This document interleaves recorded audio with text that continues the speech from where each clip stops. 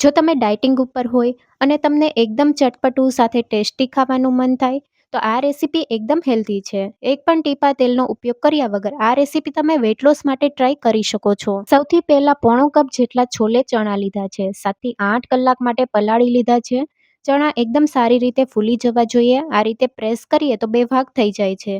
ચણામાંથી બધું પાણી કાઢી લેશું. પ્રેશર કુકરમાં પલાળેલા ચણા ઉમેરીએ, સાથે પાણી ઉમેરીએ અને 3 નંગ જેટલા બટેકા ઉમેરીએ. બટેકાને પાણીથી ધોઈને પછી ઉમેરવા. સ્વાદ પ્રમાણે મીઠું ઉમેરીએ અને પ્રેશર કુકરનું ઢાંકણ બંધ કરીને મીડિયમ ગેસની ફ્લેમ ઉપર 4 થી 5 વિસલ કરી લેશું, જેથી ચણા અને બટેકા એકદમ સારી રીતે બફાઈ જાય. 5 વિસલ થઈ ગઈ છે, બધી પ્રેશર નીકળી જાય એ પછી કુકરનું ઢાંકણ ખોલી લેવું. ચણાને પ્રેસ કરીએ તો એકદમ સારી રીતે બફાઈ ગયા છે. બટેકાને એક બીજા વાસણમાં કાઢી લઈએ. બાફેલા ચણામાંથી પાણીનો ભાગ અલગ કરી લેશું.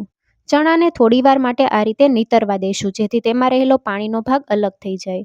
બટેકા ઠંડા થયા પછી છાલ ઉતારી લીધી છે અને આ રીતે મીડિયમ સાઇઝના પીસ કરી લીધા છે. મિક્સિંગ બાઉલમાં બાફેલા ચણા ઉમેરીએ. અહીંયા આપણે ચણામાંથી ફક્ત પાણીનો ભાગ અલગ કરવાનો છે, એકદમ ડ્રાય ચણા નથી કરવાના. અને થોડા બટેકાના પીસ ઉમેરીએ. બટેકાને આપણે મેશ કરી લઈશું. ચણાને મેશ નથી કરવાના, ચણાને ફક્ત બટેકા સાથે મિક્સ કરી લઈએ.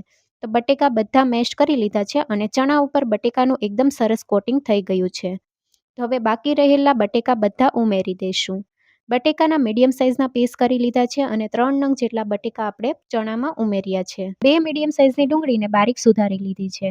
બારીક સુધારેલી ડુંગળી ઉમેરીએ. થોડી ડુંગળી આપણે પછી ઉમેરવાની છે, એટલે સાઈડમાં મૂકી દઈએ. સાથે બારીક સુધારેલા ટમેટા ઉમેરીએ. થોડા ટમેટા પણ સાઈડમાં મૂકી દઈશું. ગાર્નિશિંગ માટે આપણે થોડા ટમેટા અને ડુંગળી ઉપરથી ઉમેરશું.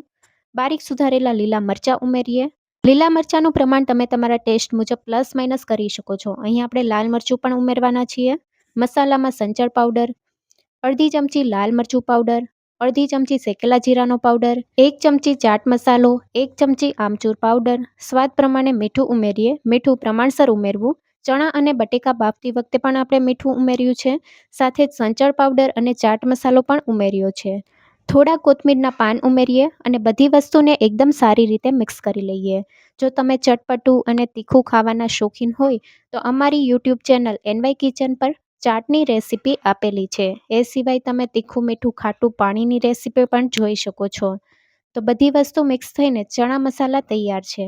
હવે ચણા મસાલા સાથે સર્વ થતું તીખું મીઠું ખાટું પાણી તૈયાર કરી લઈશું.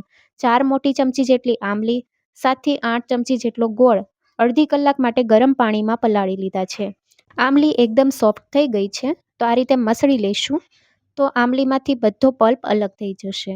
હવે ગળણીના મદદથી ગોળ આંબલીના પાણીને ગાળી લઈશું, જેથી તેમાં રહેલા રેસા બધા અલગ થઈ જાય.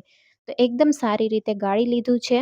ખાટું મીઠું ગોળ આંબલીનું પાણી તૈયાર છે. તમે ગોળની જગ્યાએ ખાંડનો ઉપયોગ પણ કરી શકો છો. ગ્રીન પેસ્ટ બનાવવા માટે અડધો કપ જેટલા કોથમીરના પાન ડાળખા સહિત લેવાના છે.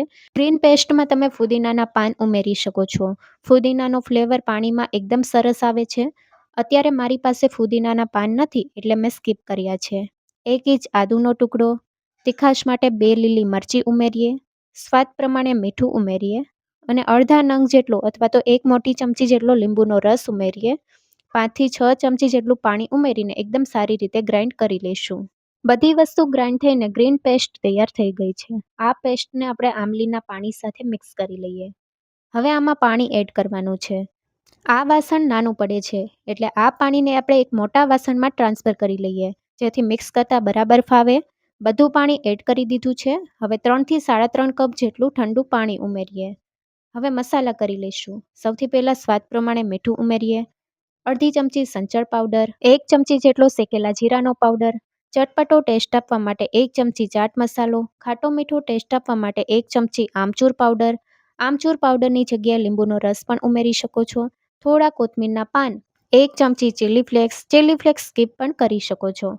મસાલાને પાણી સાથે એકદમ સારી રીતે મિક્સ કરી લઈએ. પાણીવાળી ચાટનું ખાટું મીઠું પાણી તૈયાર છે. તમે જોઈ શકો છો. જોતાં જ ખાવાનું મન થઈ જાય એવું એકદમ ટેસ્ટી ખાટું મીઠું પાણી તૈયાર છે.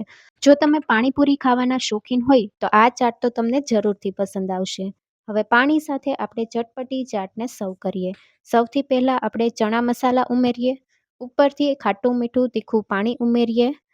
તો આ પાણી તમને જેટલું પસંદ હોય એ રીતે તમે ઉમેરી શકો છો. તો આ રીતે આપણે પાણી ઉમેરી દીધું છે. ઉપરથી બારીક સુધારેલી ડુંગળી, બારીક સુધારેલા ટમેટા સાથે નાયલોન સેવ અને કોથમીરના પાન ઉમેરીએ. અહીંયા જો તમારે પાણીપુરીની પૂરીને ક્રશ કરીને ઉમેરવી હોય તો તમે એ પણ ઉમેરી શકો છો. જોતાં જ ખાવાનું મન થઈ જાય એવી પાણીવાળી ચાટ તૈયાર છે. રેસીપી કેવી લાગી કમેન્ટમાં જરૂરથી જણાવજો. નવી રેસીપી જોવા માટે ચેનલને લાઇક, શેર અને સબસ્ક્રાઇબ કરો. Thank you for watching.